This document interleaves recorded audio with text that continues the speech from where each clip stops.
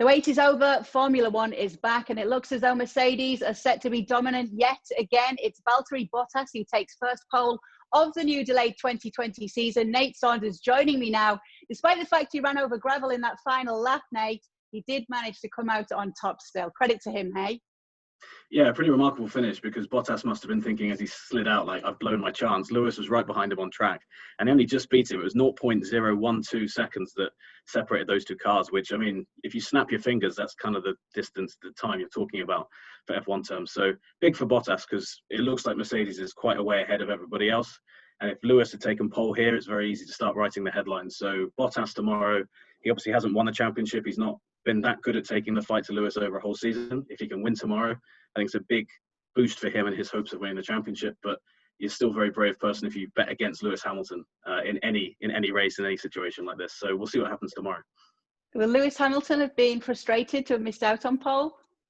I think so to a degree, but I think he's still starting in the best position, and he's beaten Bottas into the first corner quite a lot. We saw that quite a few times last year, where Bottas beat him on Saturday, Lewis beat him on Sunday. You know, Lewis is just such a relentless competitor. I think he'll feel confident that over the course of a race, he's probably the quicker of the two guys.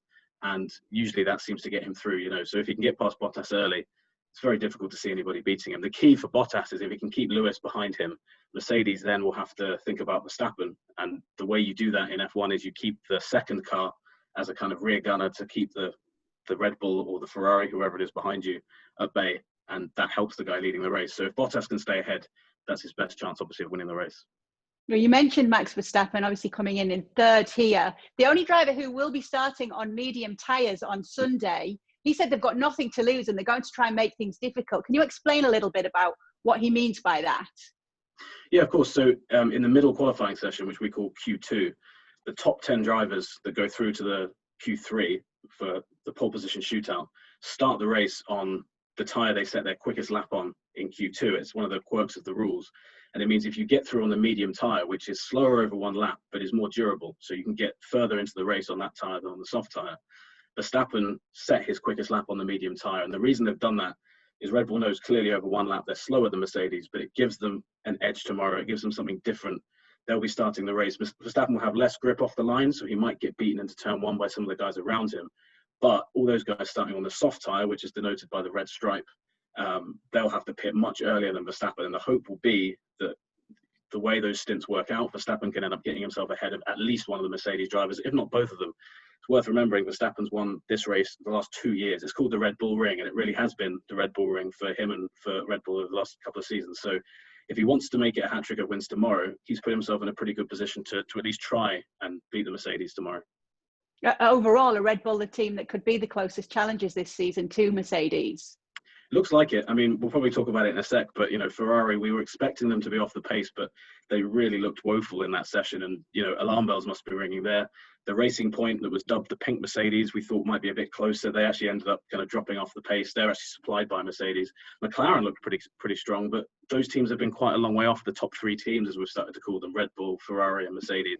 So really this year, unless Ferrari can make a huge step forward when they bring their upgrade at the third race, yeah, Red Bull really looks like the only team that can stop another Mercedes championship, which is a shame. But, you know, all the more reason to root for Verstappen tomorrow if you want to see a change in the narrative. You just mentioned Sebastian Vettel, not the best day on Saturday for him. And all those fears about Ferrari's competitiveness this season may be founded right now. Even after the race, he also said he wasn't quite happy with the car. Definitely seems to be problems there with Ferrari. Yeah, and I mean, we've had our suspicions ever since February when we were in pre-season testing. But yesterday, Charles Leclerc said he's 99% sure that car is worse than last year's car. So hardly a ringing endorsement from him or from Vettel about the car.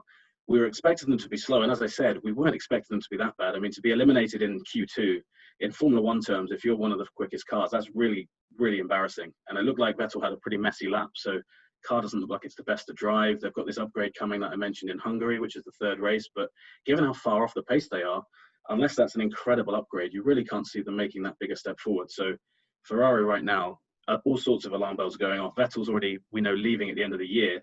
after a performance like that, he might not think it's the worst thing in the world, because that team definitely doesn't look like it's going forward. It looks like it's slipping backwards towards the midfield. Thanks for watching ESPN on YouTube. And for more sports highlights and analysis, be sure to download the ESPN app. And for premium content plus live streaming, make sure to subscribe to ESPN Player.